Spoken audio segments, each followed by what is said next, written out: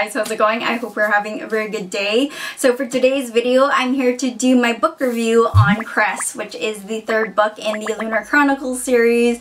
It's definitely my favorite out of the books so far. I'm really hoping Winter will just be as good or even better than Cress, and that'll just be fantastic. Anyways, let's get on with this non-spoilery book review of Cress. Then I will get into the spoilery bits towards the end of the video, and I'll totally give you a heads up before that happens. So what I will say about the plot, Cress is the fairy tale retelling of Rapunzel, and that is all I'll say about that. So let's talk about the characters first. I'm loving the characters. There's so much going on in this book. I'll try to focus. But first of all, Cress. Cress is a really sweet character. She can definitely be nervous and anxious, but I think Cress is resilient and she's resourceful and she's a whiz with technology. So I think that's really cool. As the story progresses, we see her quirky habits. There were aspects of her character that I could really relate to. One being, you know, pretending to be a different person to get through certain situations. So I thought that was hilarious and fun and cool to read about. Next, let's talk about Captain Crcel Thorn, and he's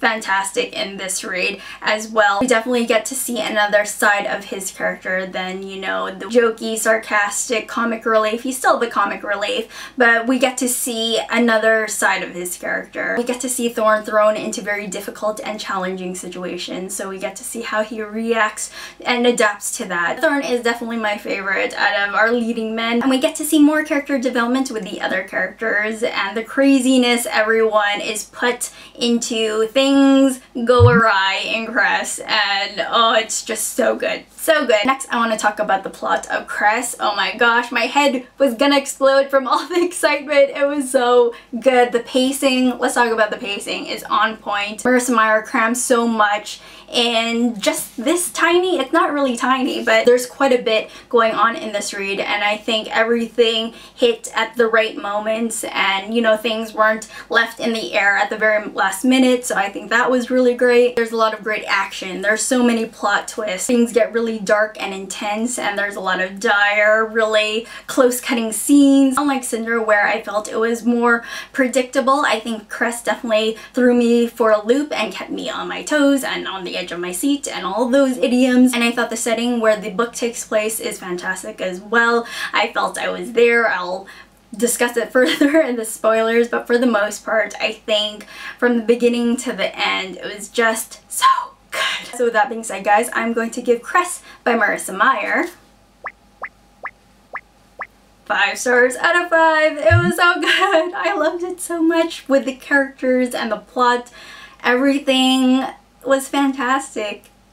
Fantastic. It was so good. If I haven't convinced you to read the series yet, I fail so hard. Wait till Winter comes out and then you can marathon through the whole series. You will certainly marathon through the whole series for sure. Anyways, guys, that is my non-spoiler review of Cress, and if for some reason you haven't checked out my other 2 book reviews of Cinder and Scarlet, definitely check those 2 out. So next, I'm going to talk about the spoilery bits of Cress. So if you haven't read it yet, go away, because you do not want to know what I'm about to say. It'll ruin you. Ruin you.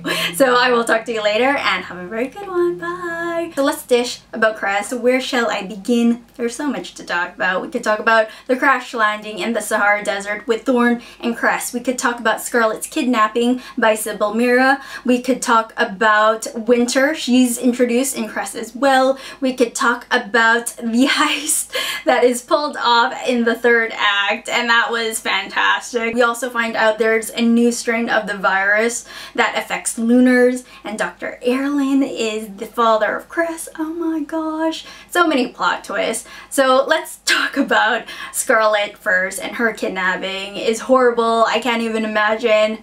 Read it, and it's just horrifying. Definitely do not want to be caught in that situation. But with Scarlet's capture, we do get to see our first glimpse of Winter and what's happening with her, because she hasn't been using her lunar abilities. Things are not right with her in her head, and and I'm just looking forward to see how her story goes in her book. I thought it was kind of cool where Scarlet is being held captive with the other animals. The setting is kind of reminiscent of the forest Snow White lives with the 7 dwarves in her fairy tale, so I thought that was pretty cool. Also, I'm thinking, who are Winter's 7 dwarves? Is it the band of misfits, Cinder, Kai, Aiko, Cress, Thorn, Scarlet, and a wolf? I don't know. Who knows? Next, I want to talk about Cress and Thorn, my favorite couple ever. I love them so much. So much. So the crash landing in Sahara Desert and Thorn and Cress, you know, trying to trek their way back to civilization, and I felt like I was in the Sahara Desert. In Cinder, where I didn't feel like I was in Asia, in China, I definitely felt I was in the Sahara Desert with this read. I could feel the exhaustion and the heat, and it was just so good. I was feeling for Thorn and Cress, and I was hoping they would make it through. Of course they would make it through. They're in the main character bubble that doesn't break.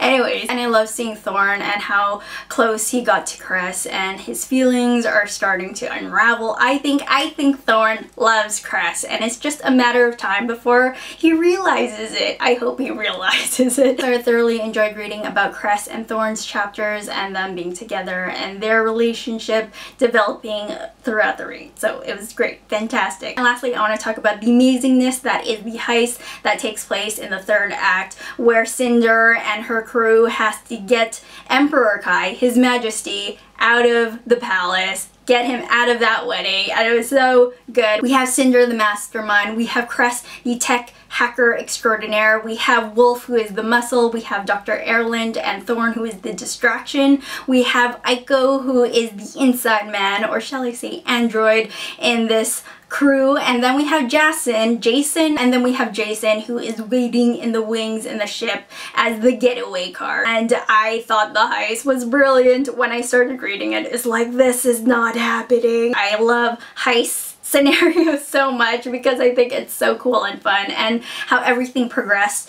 throughout that scene was fantastic and definitely played like a movie in my head. And obviously things go awry and things don't go as planned towards the end of the heist scene. Of course, the rooftop showdown was fantastic, climactic, it was awesome. So I was super surprised that Marissa Meyer was able to incorporate a heist scene in Cress. I wasn't expecting it, but it's so good. It definitely made my day. So anyways, guys, those are just a few things that stood out to me while reading Cress. Let me know in the comments below what were your favorite parts. Anyways, guys, I really hope you enjoyed this video. I will talk to you later, and have a very good one.